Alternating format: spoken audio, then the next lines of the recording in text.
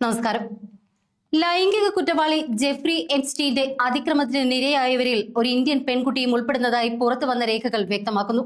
ഈ അതിജീവിതയെ കണ്ടെത്തി നഷ്ടപരിഹാരം നൽകുന്നതിനായി 2020 ജനുവരി മാസത്തിൽ US അധികൃതർ ഇന്ത്യൻ എംബസിയുടെ സഹായം തേടി എന്നതാണ് പുതിയ റിപ്പോർട്ട്.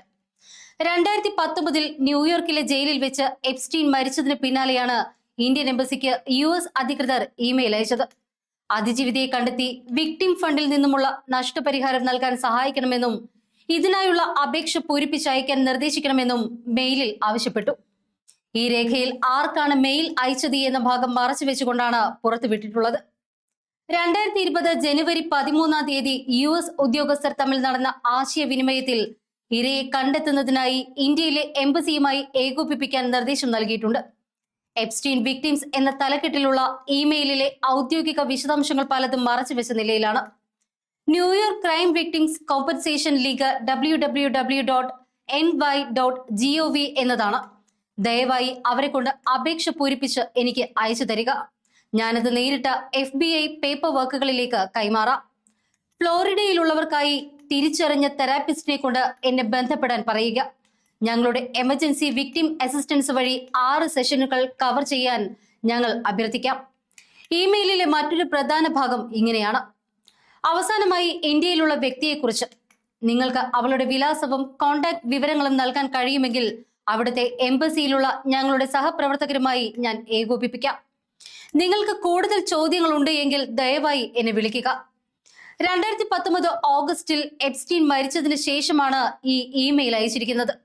പുറത്തു വന്ന മറ്റൊരു രസകരമായ ഇമെയിൽ ബിൽഗേറ്റ്സും എപ്സ്റ്റീനും തമ്മിലുള്ളതാണ്. അന്നത്തെ കേന്ദ്ര ആരോഗ്യമന്ത്രി ഹർഷവർദ്ധനുമായുള്ള കൂടിക്കാഴ്ചയെക്കുറിച്ചാണ് ഇതിൽ പരാമർശിക്കുന്നത്. 2014 ജൂൺ 5 ഇമെയിലിൽ സെപ്റ്റംബർ 17 ഇന്ത്യയിൽ വെച്ച് ഡോക്ടർ വർദ്ധനുമായുള്ള കൂടിക്കാഴ്ചയാണോ താങ്കളുടെ ലക്ഷ്യം എന്ന് ബിൽഗേറ്റ്സ് ചോദിക്കുന്നുണ്ട്. പ്രമുഖ PR കമ്പനി പ്രൊമോട്ടറായ ദിലീപ് ചെറിയാനെ കുറിച്ചും പുതിയ ഇമെയിലുകളിൽ പരാമർശമുണ്ട്. 2017 ഏപ്രിൽ 2 എപ്സ്റ്റീന്റെ സഹായിയായ ജിനോ യു ചെറിയാനെ കാണാൻ താല്പര്യമുണ്ടോ എന്ന് എപ്സ്റ്റീനോട് ചോദിക്കുന്നു. ഇന്ത്യയിൽ വലിയ സ്വാധീനമുള്ള എന്റെ സുഹൃത്ത് ദിലീപിനെ കാണാൻ നിങ്ങൾക്ക് താല്പര്യമുണ്ടോ? ഏപ്രിൽ 3 മുതൽ 6 വരെ അദ്ദേഹം പാരീസിലുണ്ട്. 160 ദശലക്ഷം $US അദ്ദേഹം തന്റെ പരസ്യ PR കമ്പനി വിറ്റതേയുള്ളൂ.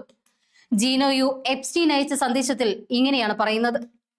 2018 ജൂൺ 10 മറ്റൊരു ഇമെയിലിൽ ജിഡെ സെറ്റ്ലിൻ എന്ന വ്യക്തി ഇന്ത്യയിലെ വ്യാജ വാർത്തകളെ കുറിച്ച് എപ്സ്റ്റീനോട് സംസാരിക്കുന്നു.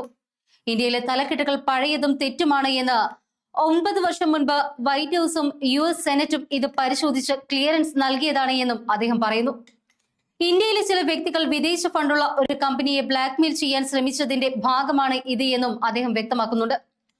2010 ജൂലൈ മാസം 8 മറ്റൊരു ഇമെയിലിൽ പേര് വെളിപ്പെടുത്താത്ത ഒരു സ്ത്രീ തന്റെ വിമാനയാത്രയ്ക്കിടയിൽ ഒരു പ്രായമായ ഇന്ത്യൻ വംശജനിൽ നിന്ന് നേരിട്ട മോശം അനുഭവത്തെക്കുറിച്ച് എപ്സ്റ്റീനോട് പങ്കുവെക്കുന്നുണ്ട്.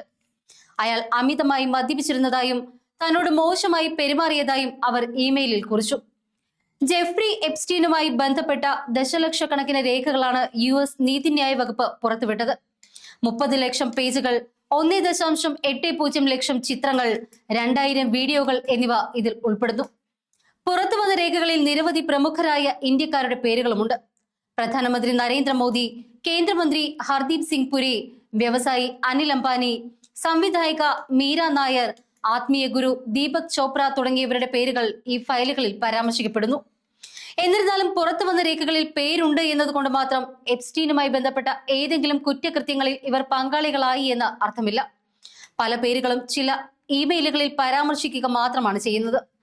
എപ്സ്റ്റീൻ കേസിലെ ഈ പുതിയ വെളിപ്പെടുത്തലുകൾ ആഗോളതലത്തിൽ ഈ വിഷയത്തിന്റെ വ്യാപ്തിയും സങ്കീർണതയും വർദ്ധിപ്പിക്കുന്നു.